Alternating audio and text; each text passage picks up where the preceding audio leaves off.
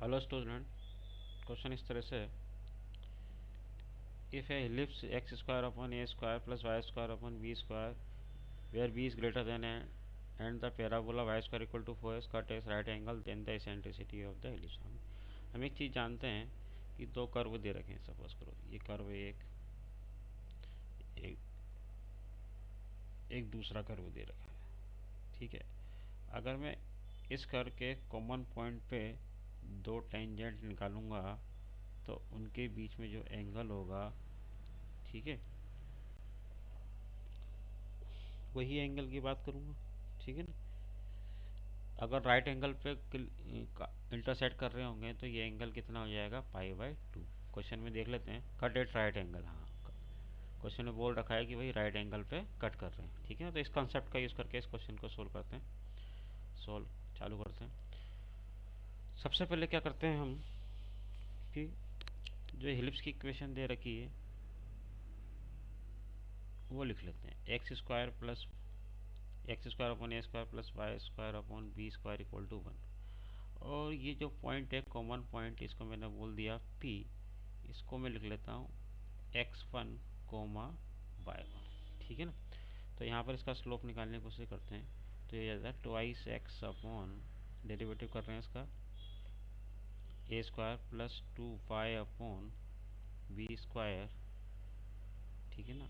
यहाँ पर लिख सकते हैं dy अपॉन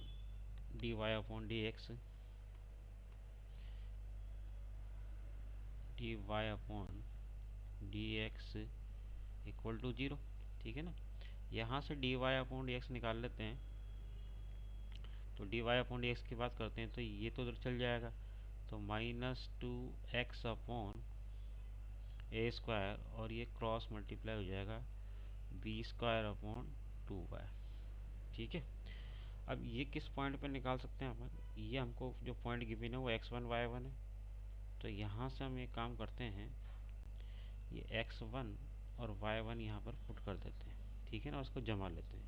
तो ये 2 से तो मेरे को 2 करता हुआ नज़र आ रहा है।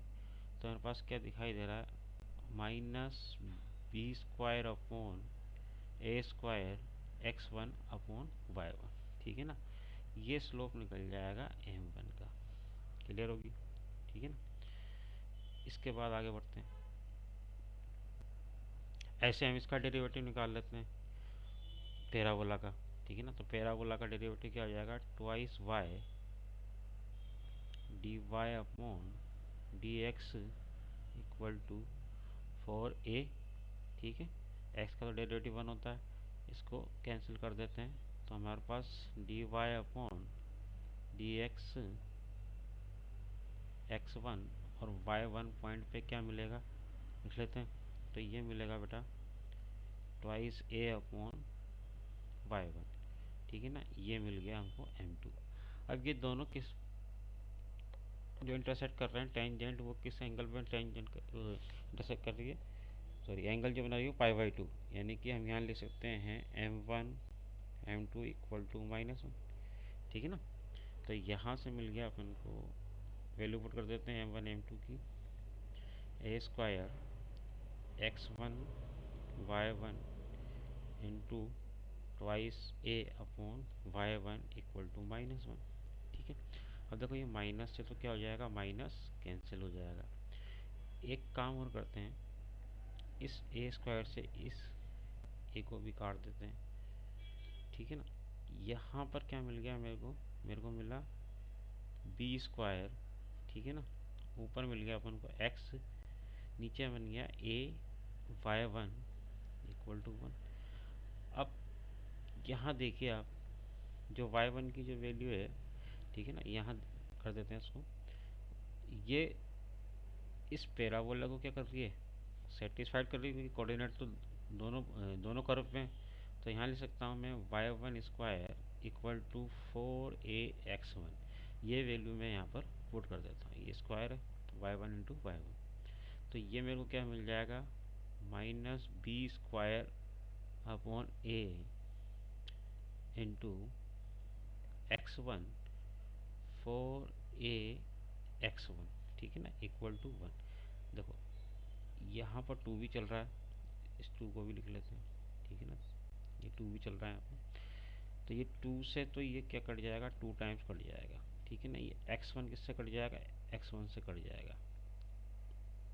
तो जो बच रहा है हमारे पास यहाँ पर, ये काट चुके हैं अपन, माइनस भी हटा चुके हैं यहाँ से, ठीक है ना।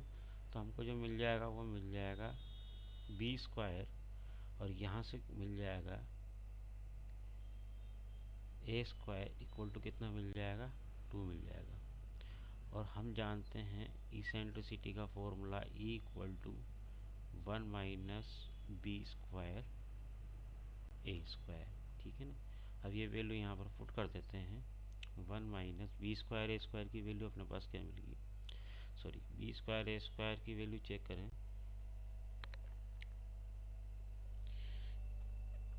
B square upon a square equal to 2। लेकिन क्योंकि यहाँ पर हमको क्या गिवन है, देखो क्वेश्चन में क्या गिवन है, क्वेश्चन में जो गिवन है यहाँ पर नज़र मारें तो B is greater than A given है। तो हमें किसकी वैल्यू चाहिए, A square upon B square, क्योंकि इसेंट्रिसिटी इस समय कितनी हो जाएगी, इसेंट्रिसिटी 1 से ज़्यादा हो ही नहीं सकती, 1 माइनस ए स्क्वायर अपॉन बी स्क्वायर से निकल जाएगी, ठीक है ना। ये वैल्यू पुट कर देते हैं यहाँ पर, तो 1 माइनस 1/2 आ जाएगी। तो ई की वैल्यू कितनी आ जाएगी, 1/√2, ठीक है ना। 1/√2 देखते हैं ऑप्शन कौन से ऑप्शन में, option number 3 is A correct option for this question. Thank you for watching this video.